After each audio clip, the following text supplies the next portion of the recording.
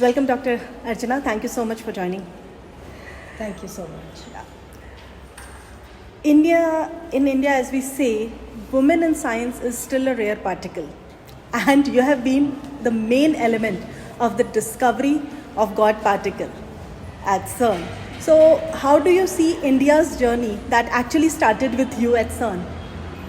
I must say that let us understate a bit, because I am not the only person who has been working in this journey. It's a very long collaborative process. There are thousands of physicists, technicians, engineers working all over the world towards the discovery of the Higgs particles in the past and in the future, whatever we will discover in the future. These experiments take very long. They are intergenerational.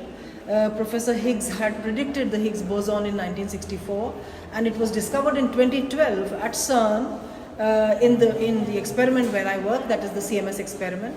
You are right that yes, I was one of the very first Indians to be employed by CERN, yes. And I have been working on the staff since a long time. But there are many more Indians also in India who are working, and that's why I wrote the book, to ensure that everybody knows that there are so many scientists also in India, not only myself at CERN.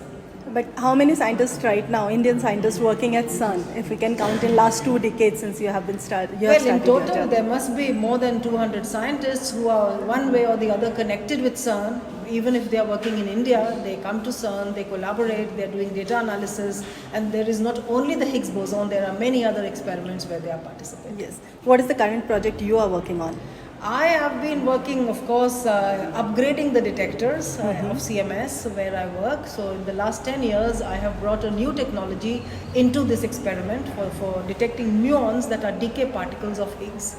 That experiment is nearly complete, in the sense that we have installed the new detectors.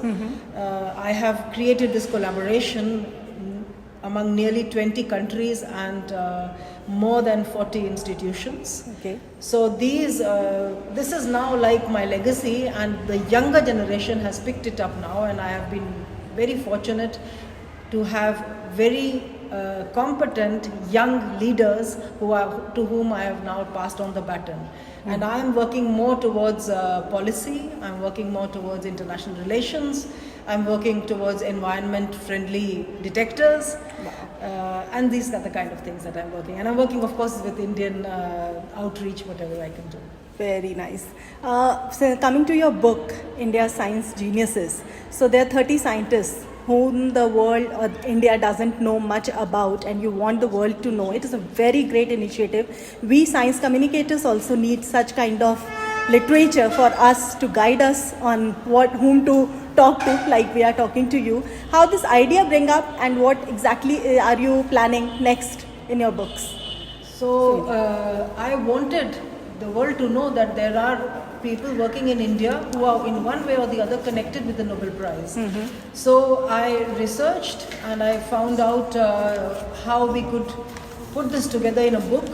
Now, when I interacted with so many scientists in India, I thought that I came to know about their challenging journeys as well. And I thought it's important to bring to light their lives, their science, their possibilities of not only getting the Nobel Prize, but contributing in a much bigger way to the science in India, the science goals in India, and then, of course, on the planet. So this particular book is then curated out of those 120 scientists, but picking 30 scientists out of them, 31 if you count me also, so then that's 31 scientists in this book. Whenever you talk about science and communication, you always bring girls. You are also associated with this very good initiative, Codal India. So what opportunities and challenges you see for women when they want to come in science, and how to cope with that? Yeah, I'm very, very happy to see how much girls desire to excel. I feel that in our society things are changing very much. At least there are role models whom we can see and we can emulate.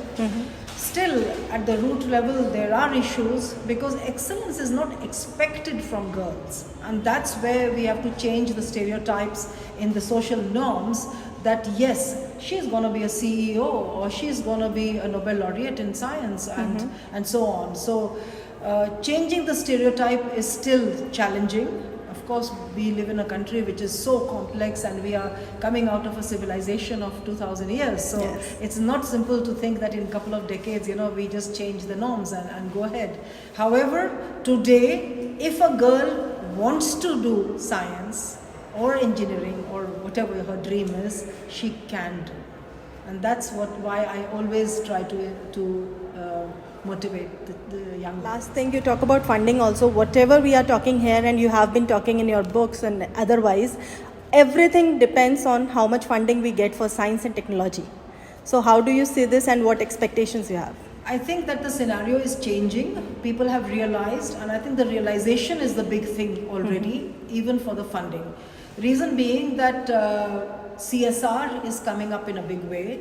Private funding is going to be encouraged, I hope, in India, so that we can be at par when we talk about funding in fundamental research in our country.